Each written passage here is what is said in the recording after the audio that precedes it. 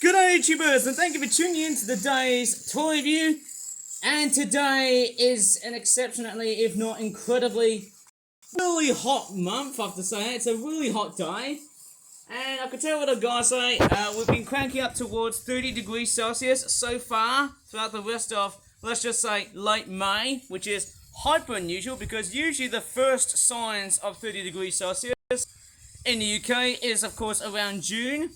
But, of course, yes, hey, because of climate change and global warming and other patterns around the world caused by humans. Hello, Percy. Right, obviously, yes, temperatures are pretty much rising. But don't worry, even if Percy's made out of a lot of, bad stuff, like all the toys around the world, hey, there's some toys which can be putting up with some good use to save the environment. And the first toy, of course, is no other than Snake! Oh my crikeys! It's a Flipper Origami wild... Oh wait, it's a Pets wild type ball python model toy snake replica. So that looks quite nice. £11.50 is how much it costs. The back is even less impressive because it looks a little bit too goofy and a bit kooky looking. It doesn't look that professional in terms of its art. But hey, it doesn't look too bad. Let's see what we get from this snake. Since it's just unpacked already, eh? Yeah, it's just a pretty bland looking snake.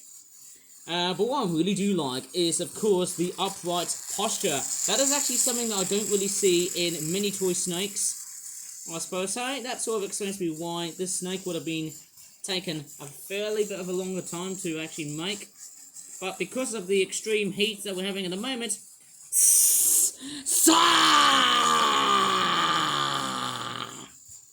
okay, without being too dramatic here, this ball python surely does look very strange because of the way it looks, I suppose, hey?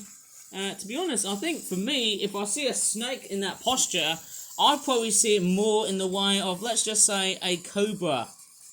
Although I might be completely wrong. But this is a ball python. I think they're native to, basically, well, let's just say West and Central Africa. West and East Africa. I'm pretty sure it's Central, West and East Africa. I might be totally wrong. But, yeah, I'm pretty sure that's the sort of temperatures that we're getting to mimic the style of where ball pythons have pretty much been living around for. I don't know what to really say, eh? Get off the tracks, eh? Damn noodle. Right, of course, yes, you've got the mouth, which has got that trumpy sort of jaw action here, eh? And because it's a python, I don't really recall seeing any fangs. Yes, they all rely by constriction, but I don't think they have the heat-sensing pits used to detect prey, just like the boas. Well, I might be totally wrong, hey, because I'm pretty sure snakes have got nostrils. And then there's the back of this snake, is that whipping action on its tail. Okay, I would have knocked over Percy's boxcar, but then that doesn't really matter because, hey, it's just what it is. The patterns on this snake, as you can see, hey, they're not that, well, let's just say accurate, but then I'd probably say, hey, it does look quite accurate. But, I mean, at the other same times, I would probably talk about this model as being a little bit quite rough. I wouldn't say it's that perfect, but it does encapsulate of what a ball python should really look like. And actually, I could pretty much fold these two front parts of the snake just to make it oh so clear and easy to see why. It looks sort of nice, I suppose, say, for a snake like that. Quite a big size one. Let's see if I can whack Percy with that tail. Obviously, nah, I wouldn't do that. But there you go. Yes, the tail looks really, really nice. Mixed feelings about the scale patterns. Of course, if I'm pretty much dealing with other snakes, like the reticulated pythons. Ball pythons are also known as royal pythons. I think they are from the same genus as the Burmese python, but I think these guys are a little bit like, let's just say, slimmer than them, of course. They're not as quite big than any other snake, but they are quite one of the more commoner, let's just say, pet snake trade universe. Because, you know, I see them alongside with corn snakes.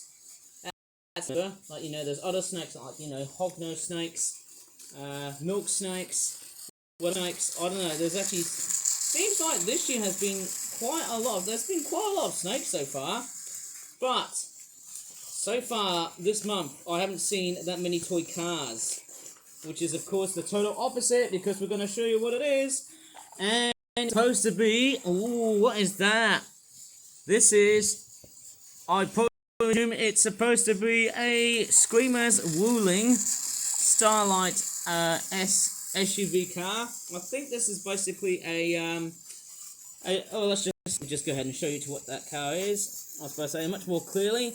It's basically a Chinese version of General Motors, although I'll probably say this car company is pretty much owned by a much larger company from China that also owns about, let's just say, 40% of General Motors, which is the American Mark U for cars. But this looks quite nice. What's her name?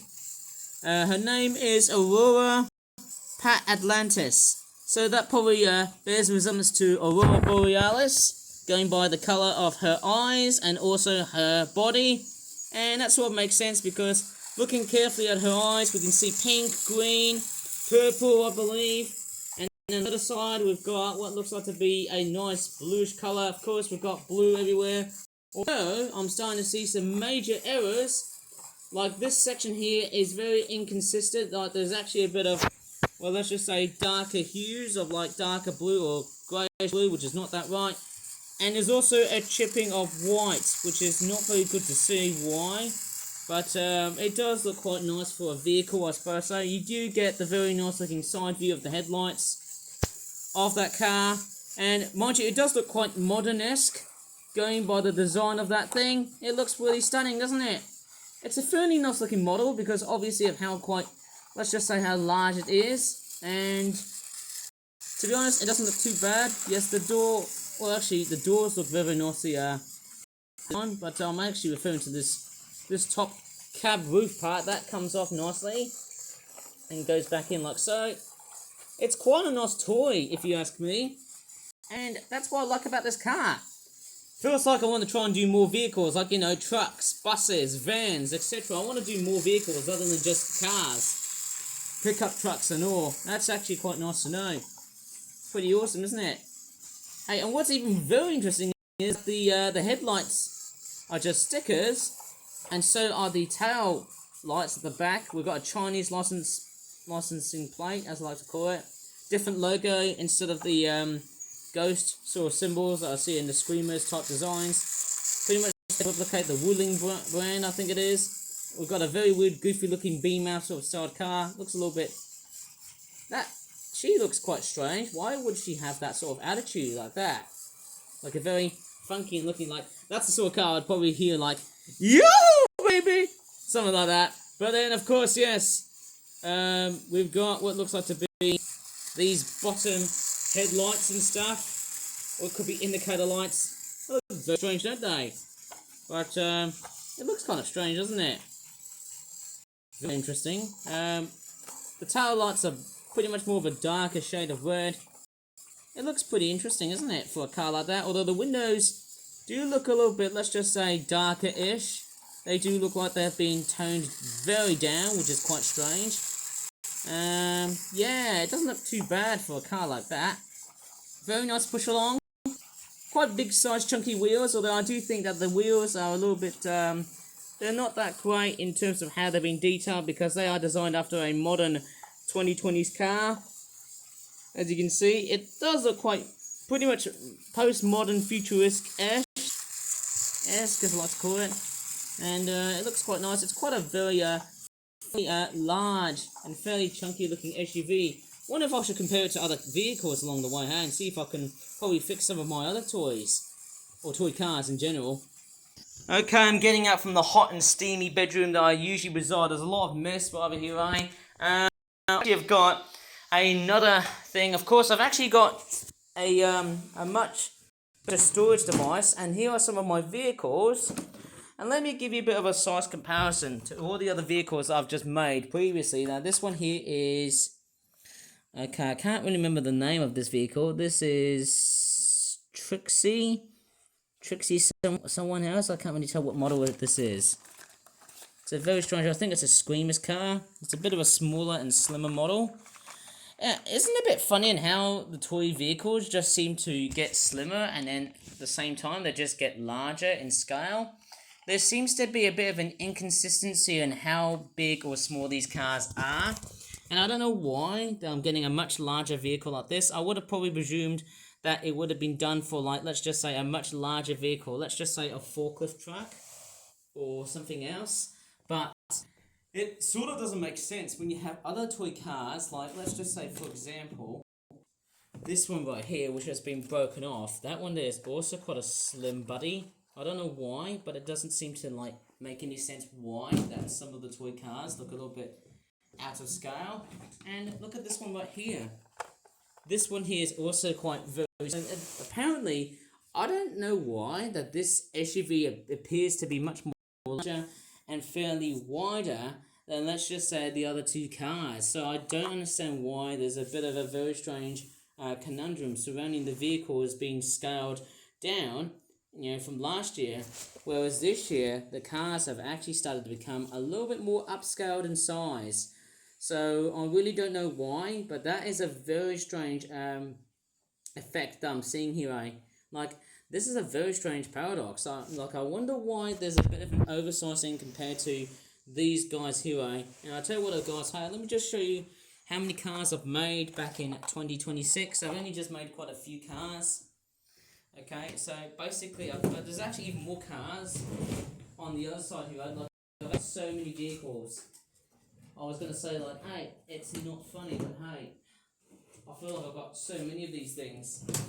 I mean, why would I even bother to try and fix almost all of the cars that I've just made? Like, this one right here is also large. Like, I mean, this looks nice, but at the same time, man, I wonder why we're getting so many different types of cars where we start to see different scales of cars that look a little bit too inconsistent. Like, to me, this feels, I mean, when I look at it, it actually looks more like a hatchback SUV. Making these cars now and then almost looks like chalk. And I think this wheel here is probably going to come out.